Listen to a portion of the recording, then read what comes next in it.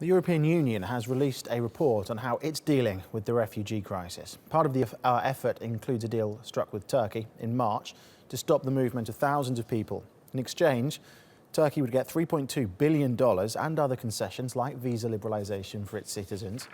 But the deal appears to be in doubt, with both sides accusing each other of failing to keep their side of the bargain.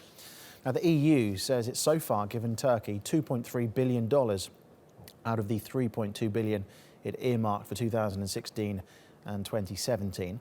But it says Turkey has yet to fulfil 7 conditions requested by Europe to liberalise entry into the EU for Turkish citizens.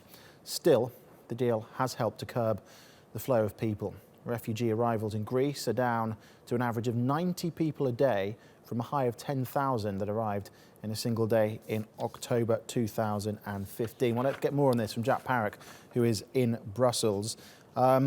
Jack, let's start by just saying, what exactly does this report say then about the state of the migration deal between the EU and Turkey? Where is it at right now? Well, it was kind of a mixed message within this report. Essentially, it was just a set of data and figures that you've outlined there.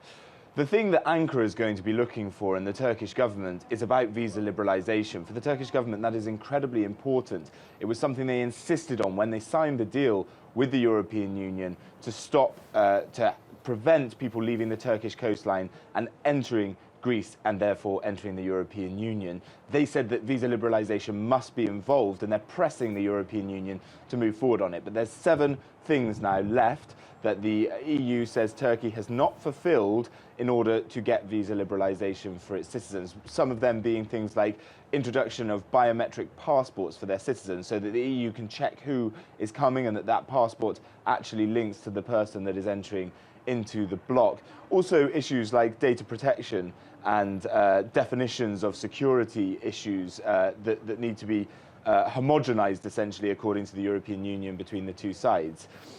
It was relatively positive, and I don't think there's going to be too much of surprise on either side. But the EU-Turkey deal is still in question, and the refugee and migration quotas that internally the EU imposed, that they were meant to relocate 160,000 people.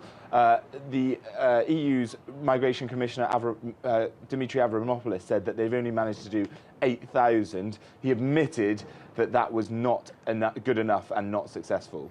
So looking at the situation and sort of where we are now and what both sides are saying about the other, how much confidence is there in both Brussels and Ankara that this deal is going to last, that it's not coming to an end?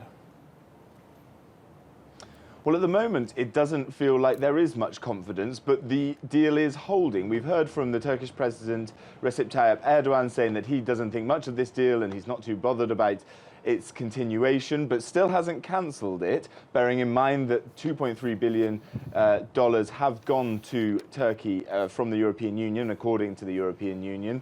But we also saw last month the European Parliament vote to suspend Turkey's EU accession process, the process of Turkey becoming an EU member state, saying that the events in Turkey in the wake of the failed coup attempt meant that the European Union shouldn't consider progressing with Turkey to become a member state. We thought that that might be the end of the EU-Turkey deal on migration then, but it wasn't. The Commission, the European Commission, is incredibly relying on this Turkey deal to prevent high numbers. We've seen a massive reduction in people coming across the Mediterranean into Greece as a result of this deal, and they want to keep it on track. We'll just have to wait and see whether that can continue, and we'll wait to see how Turkey responds to this report today.